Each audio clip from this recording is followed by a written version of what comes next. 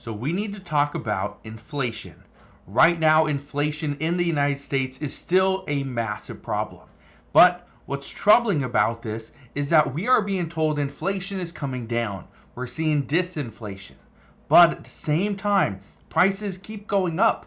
How are prices still going up, but yet many politicians are telling us that the economy is strong and we are in a better place today than we were last year, 2 years ago, even 3 years ago? Well, I'm going to break this down because we have some very troubling news that we are about to head into. So I'll break all that down in just a moment, but all I ask is one thing. It takes 2 seconds. Go ahead, hit that like button if you enjoy these daily updates. And now let's begin.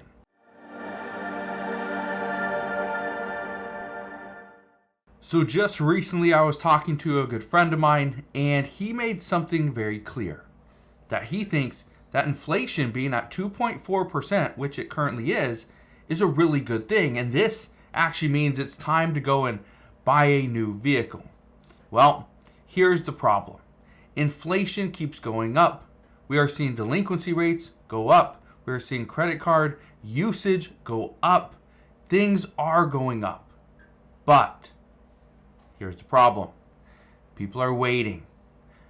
Right now, people are waiting to see what the Federal Reserve is going to do. Are they going to cut rates, in the next meeting, which is November 6th and 7th, or are they keep them the same? Well, let me show you this. This is an article I was reading this morning. It says, here's why inflation may look like it's easing, but is still a huge problem. Now, this is the concern that I have and have had for some time, is that inflation is a massive problem, but depending on who you talk to, you're going to get a different answer. So inflation coming down to 2.4%, for some, they say that's great. That's really good. That means we can start spending. The Federal Reserve is going to start cutting rates. We're going to be able to start borrowing from our business, right? Buy new cars, buy homes, right? The economy is going to be booming. Here's the problem. If more people have money and they start spending, we are going to see more inflation.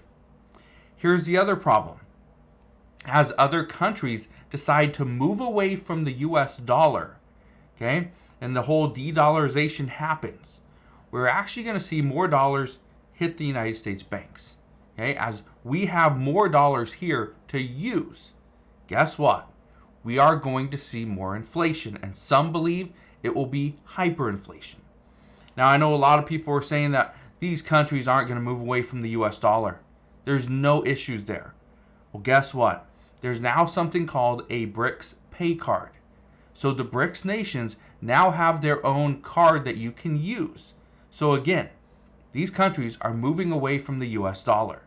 As they do, and again, they're going to do it slowly, but as they do, we're going to see more dollars here in the United States, which means we have more to use. This is going to cause inflation. Now, I want to read a little bit of this article to you. Look at this. It says, even as inflation measures have eased, the high price of goods and services across the U.S. economy continues to pose a burden for individuals, businesses, and policymakers. Goes on to say, since prices started spiking in early 2021, food inflation has surged 22%. Eggs are up 87%. Auto insurance has soared nearly 47%. And gasoline, though on a downward trajectory recently, is still up 16%. It says so far, rising debt hasn't proved to be a major problem, but it's getting there. The current debt delinquency rate is at 2.74%, the highest in nearly 12 years.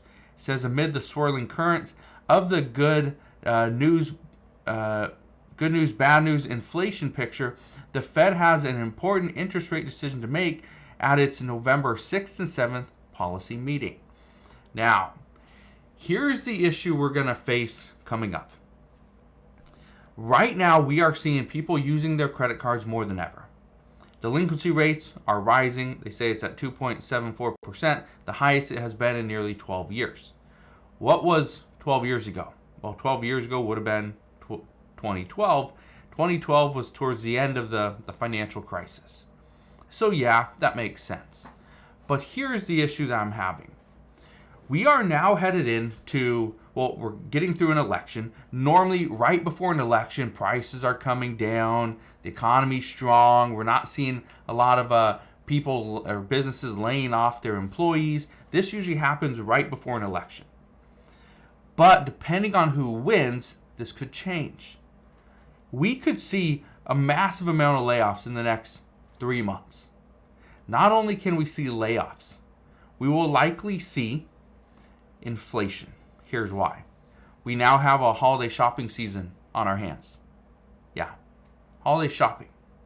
This is the time of year where everybody goes out and buys gifts for Christmas and Thanksgiving and Hanukkah and whatever, right? New Year's. They're always going to buy new things. Well, it's going to create another push and push inflation higher. So, could we see inflation go down to 2%? Yes. But we could also see certain industries, certain categories like clothing, shelter, cars, they could go up. That would be a problem. Now, here's the one thing I want to tell you. I want to leave you with this. As people continue to use their credit cards, the credit cards will become maxed out. As credit card users max out their accounts, guess what? They can't use them anymore.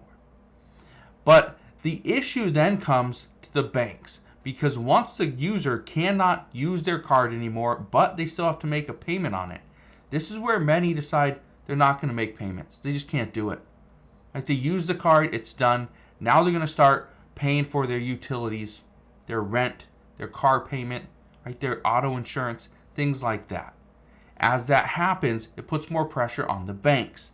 And as banks realize that they're not getting paid from all these different accounts, guess what they do? They don't close those accounts necessarily.